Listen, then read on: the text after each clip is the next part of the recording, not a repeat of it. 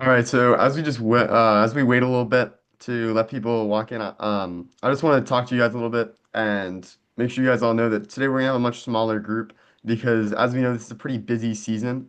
So we're also recording this and we're gonna make sure it's available to see for anyone on the High School Health Research website and on our Instagram so everyone can get access to this presentation.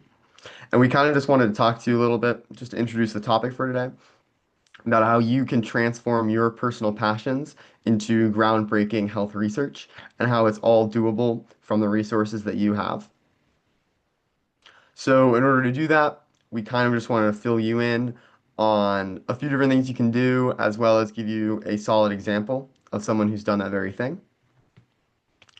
Um, Not to get too ahead of ourselves, but today Raluca is going to be talking about her interesting health research and how that is deeply intersectional with her personal passions. Yeah. And yes, before we begin, thank you, Ben, for the introduction. You can also receive volunteer hours for your full attendance today. Attendance will be recorded. Make sure to just go to our website and go to the volunteer hours form so you can log your hours and receive a certification from us. Yeah. So as you'll see, Raluca has a great passion project in research. That I don't want to say too much. She'll talk about it later. But I'd like to highlight that the High School Health Research Forum um, seeks to help students do that very same thing, and for free. So if you go to our website, hshrf.org, there's a bunch of resources, seminars like this, um, that could help you if you get inspired by Raluca or other people who have done research, can help you do that as well. From home, you don't need connections to a lab. You don't need to know or pay for expensive programs. The goal of this seminar is really to tell you that you can do research, no matter where you are, no matter who you know, whatever. Um, so with that being said, thank you, Raluca, for being here and for presenting. I hope, first of all, that you can all hear and see me quite well, as I've been struggling with internet connection, but I hope everything is okay right now. My name is Raluca, and I'm a high school student from Romania. I'm 16 years old, and I'm here today to talk to you about my passion, something that I've turned into purpose, and furthermore, into research. Well, this is neuromusicology, a mix between neuroscience and music. Neuroscience was the domain I had to do my research in, and music is my everlasting passion. Well, I started the presentation with a question that can passion and research coexist? Well, I'm here today to prove that yes, they can, and let's dive in so you can move over to the next slide. I wanted to start with a little background information with my journey, how I turned passion into purpose. Basically, music has been with me my entire life. So I've been a ballerina for 5 years. Now I'm into contemporary dancing. I'm also playing guitar. And in my family, everyone had to do something with music at some point. So it really shaped my identity and built the person I am today. And over time, I started realizing, why am I so attached to this form of art? Why am I so attached to music? And why does everything in my life seems to, I don't know, just go around it? Well, I came to the realization that I had to take matters into my own hands and turn passion into research, turn passion into purpose, and this is how I discovered neuromusicology. We can go further. So, what is neuromusicology? Well, it is the study of how the brain processes music. It sits at the intersection of neuroscience, psychology, physics, and music theory. That's why there are few researchers doing research and investigation on this subject, because it's really hard. It's combining physics and music theory, and which are both hard subjects, hard domain of studies. Neuromusicology is divided into two main branches. Well, first of all, we have sensory neuromusicology, which is focused on auditory and acoustic perception. And second of all, we have cognitive neuromusicology, which is focused on memory, imagination, emotion, and higher brain functions.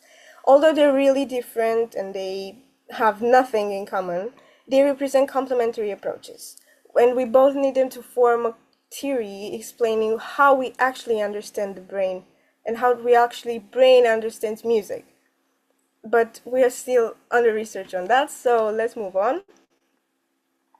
I wanted to talk to you about music, but not as a form of entertainment, but something deeper than that.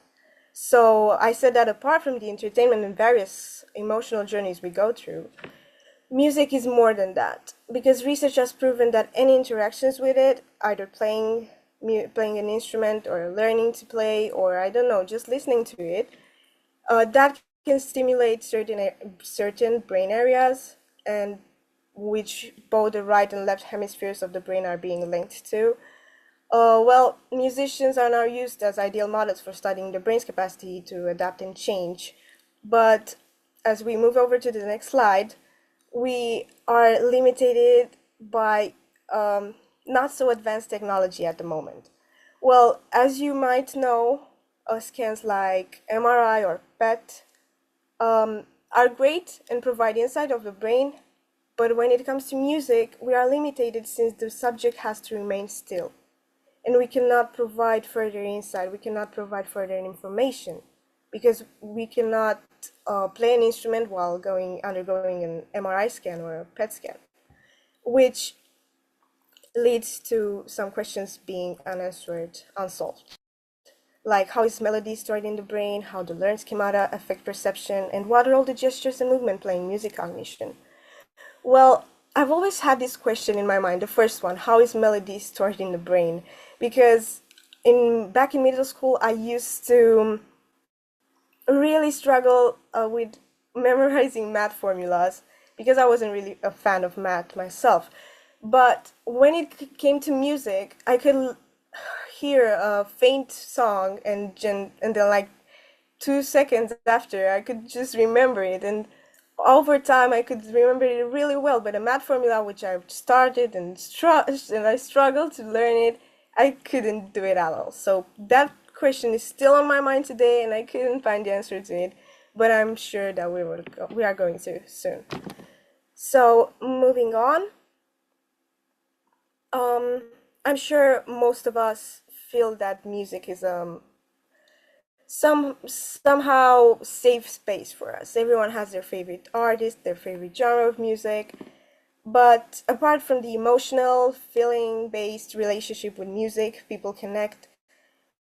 Oh, well, music therapy is used to support motor recovery, speech rehabilitation, emotional regulation, and cognitive function, which means it is more than an emotional connection, which means it is more than that. I've heard people that were suffering from dementia or depression, anxiety, Parkinson's, and brain strokes.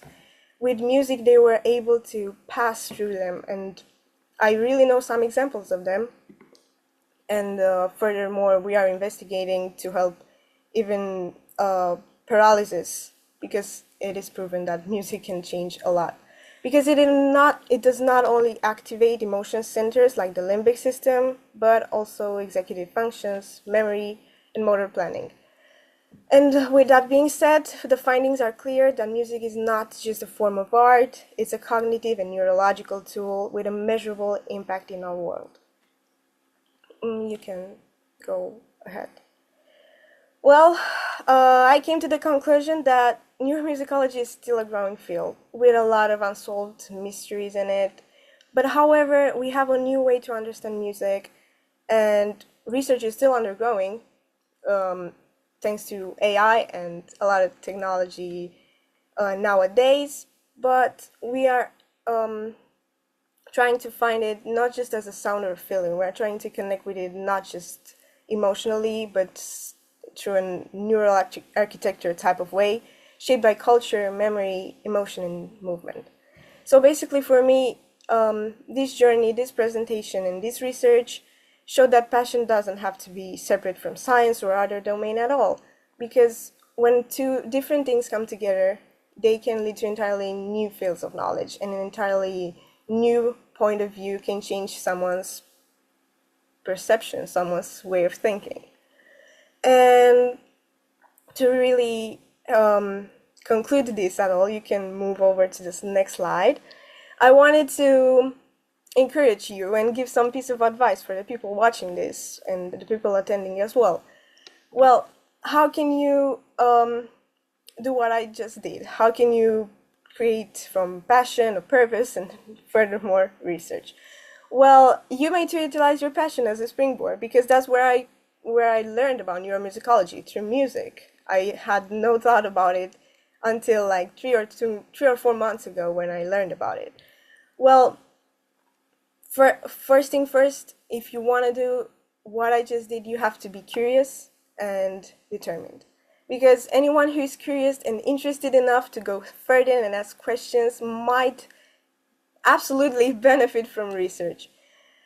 And no matter what your hobbies are, your distinct viewpoint may lead to fresh discoveries. You may think that one subject may be overused, or anyone is talking about it, and there has been so much research done on it. But everyone has a different viewpoint. Everyone has a different perception of it. So yours might be actually revolutionary. You never know.